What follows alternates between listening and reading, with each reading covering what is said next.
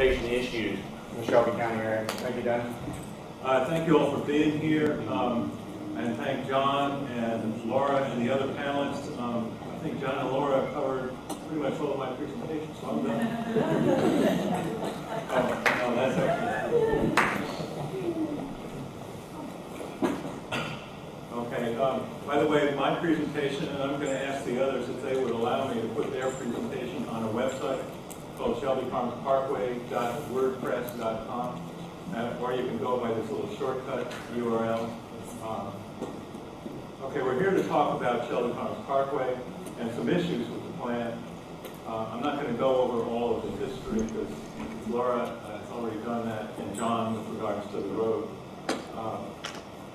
This is the document that's published. It was actually published in January, and then it was available for public comments until April. This is the aerial view. You've seen some of these charts and pictures already.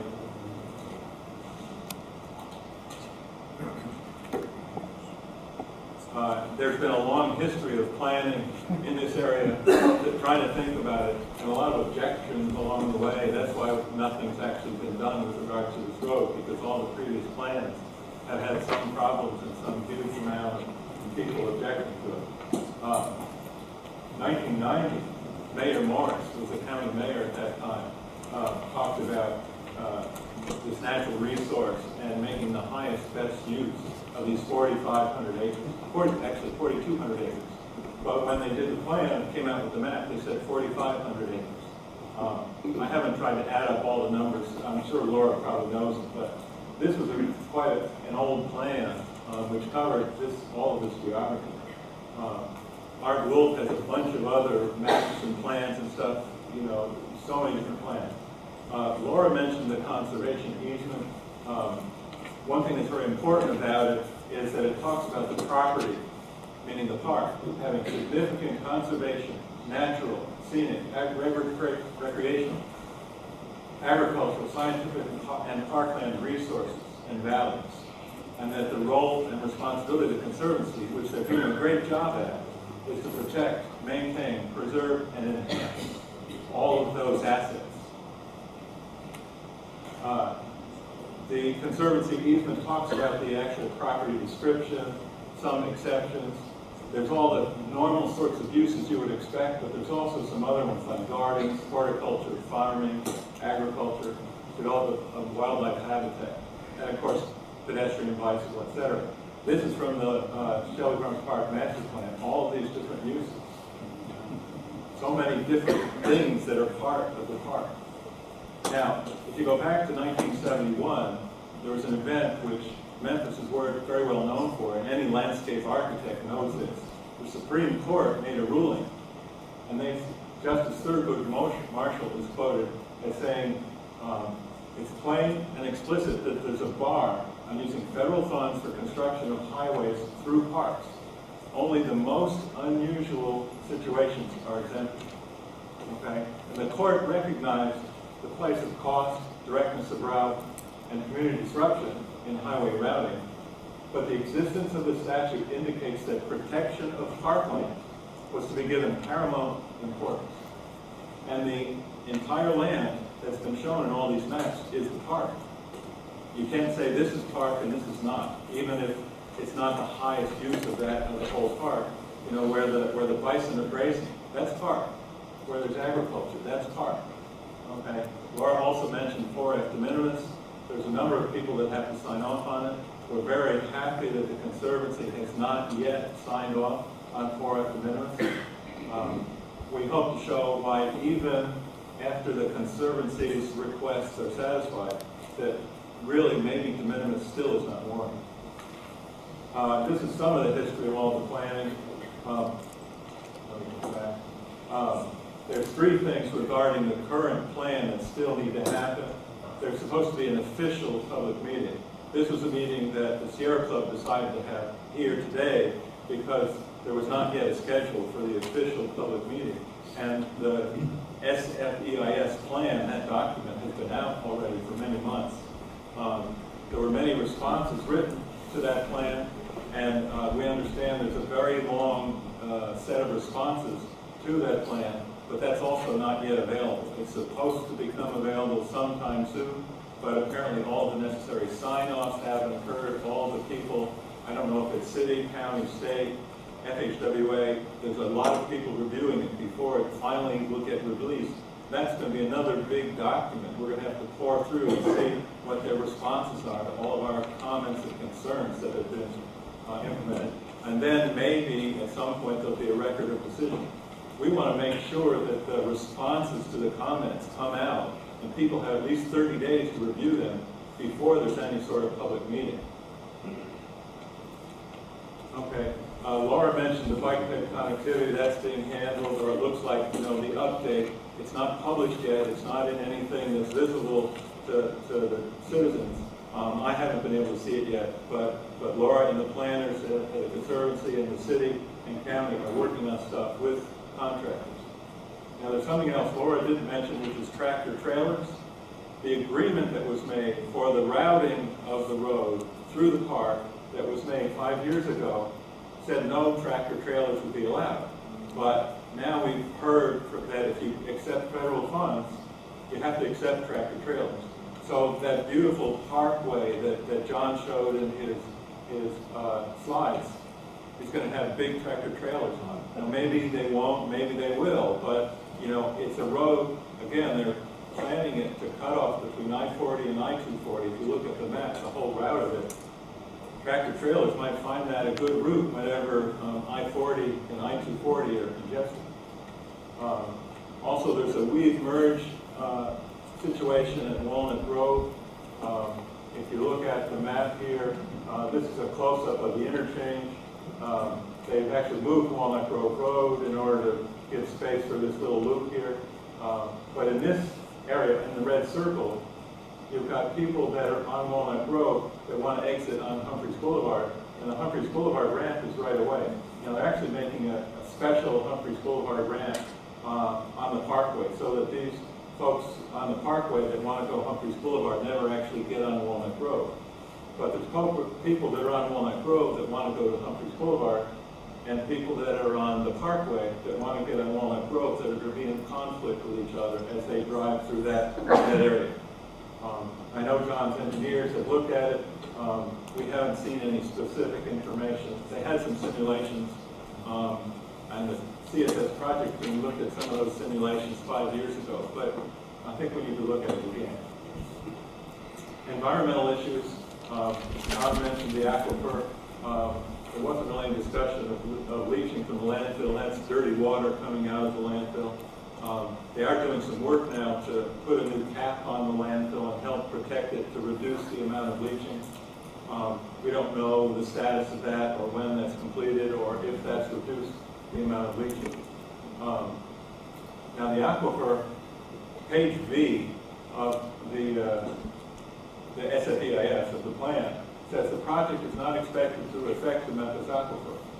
However, on page 8 of the executive summary, it says a total containment policy is necessary in order to make sure there will not be an impact. And they're going to do that during hazardous spill incidents and also during following construction.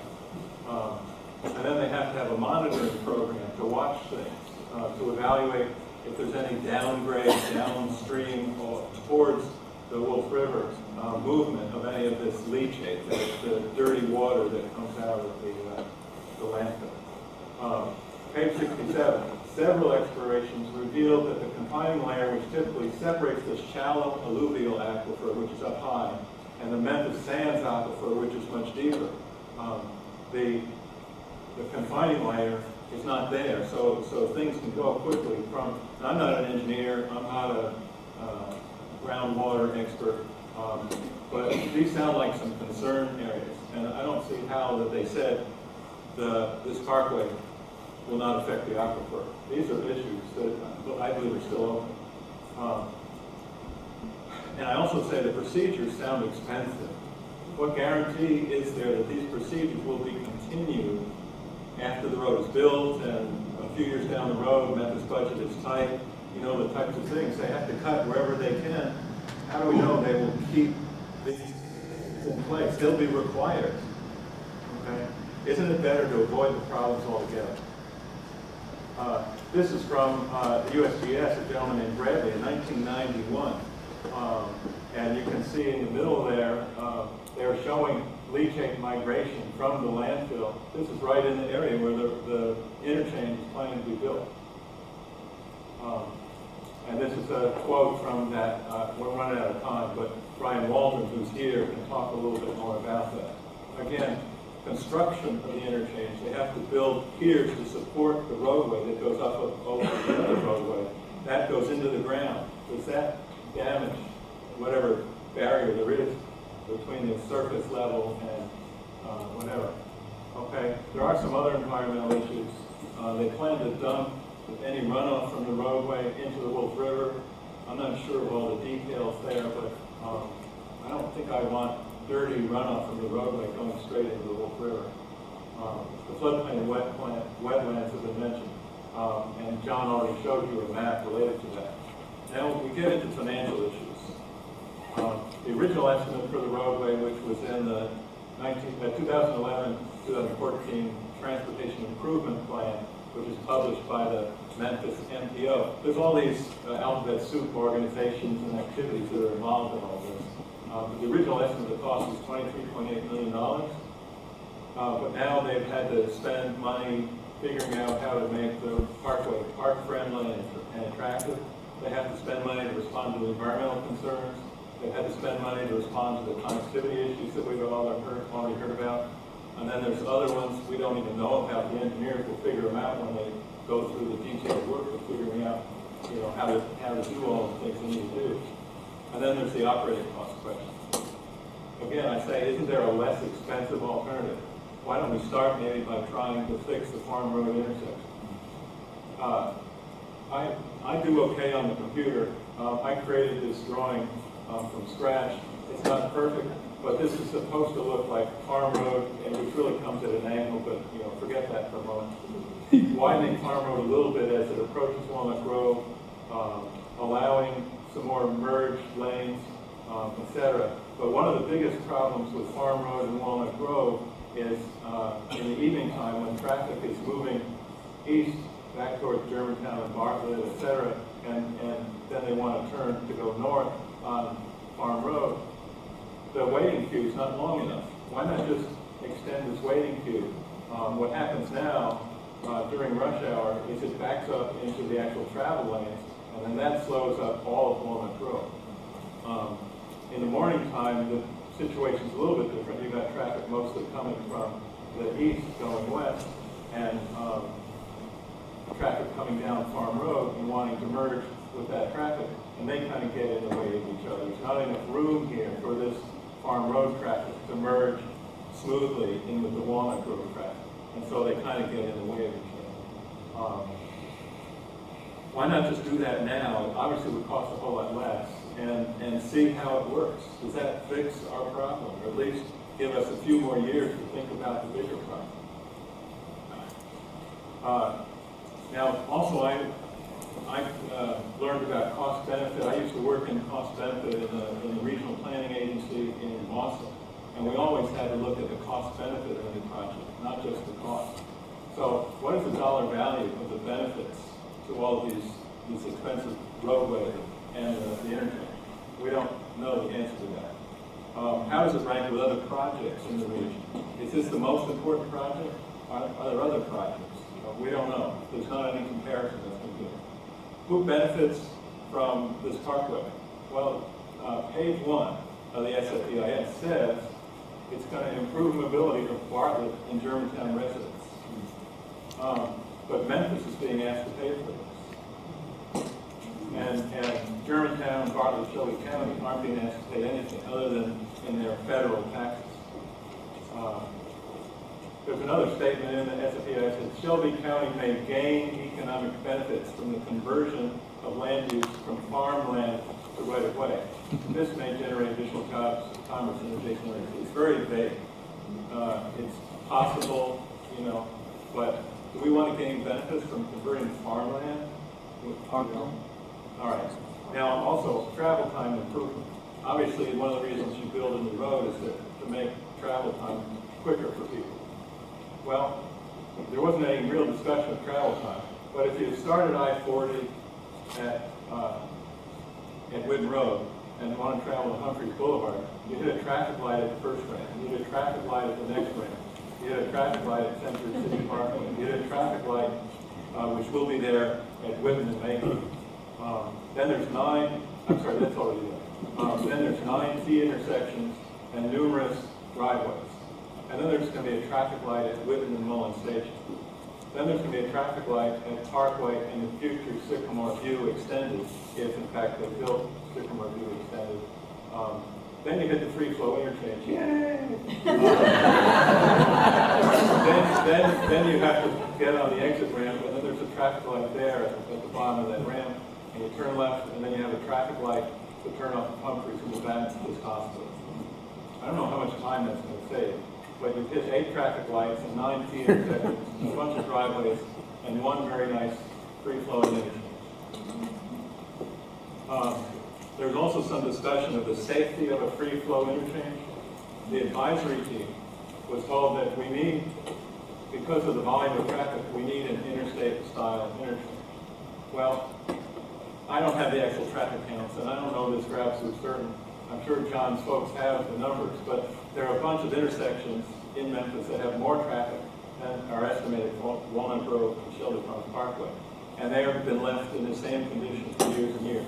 Poplar 2nd Street, Poplar Canyons, Poplar Bellevue, etc., Germantown Road, Macon, Shelby. Why don't we put interstate-style interchanges to all of those? I don't know. There's also... I'm sorry, I'm an advocate, you know what all right, there's also the weave merge, which I already talked about. Now, we get to some other issues. What is the purpose of the road? There actually was no survey of park users, and there was no survey about farm road users, asking them about the road.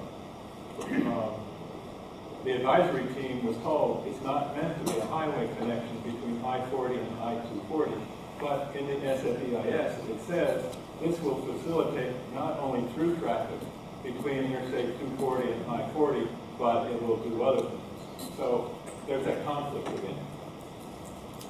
I go back to saying, you know, why did we only look at a narrow set of alternatives? There was no surface level intersection analyzed. It was blocked because of that safety issue.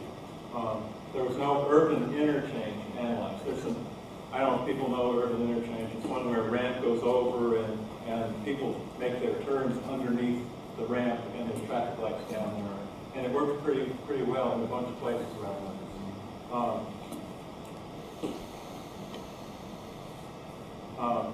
There was no information about the aquifer and the landfill risks.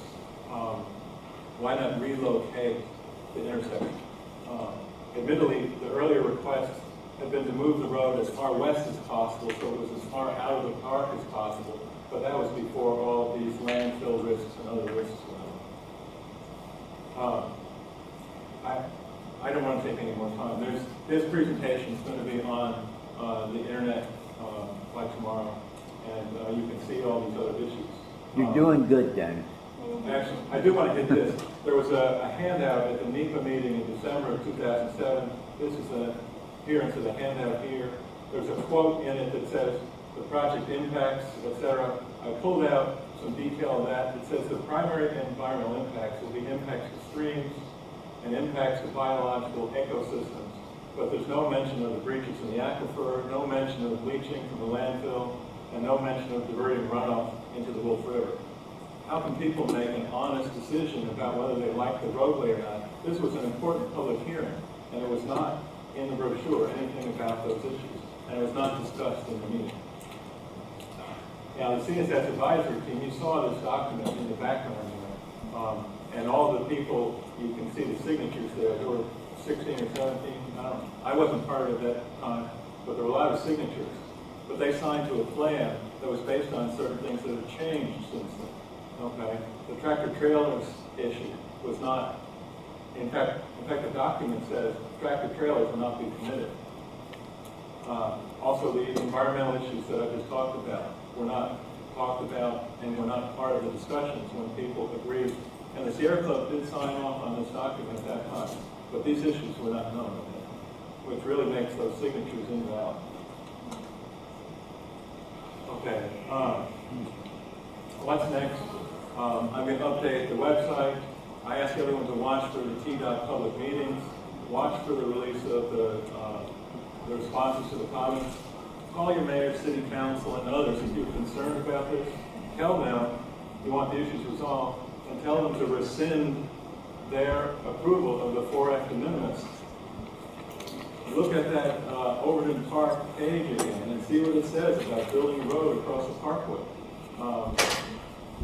And make sure the media knows. I'm glad some of the members of the media are here tonight, and we appreciate their paying attention to this issue, and also the article and the submitted editorial by Steve Sondheim. We're glad those were in the commercial field. Here's some email addresses and phone numbers. And this is our website again. Thank you very much.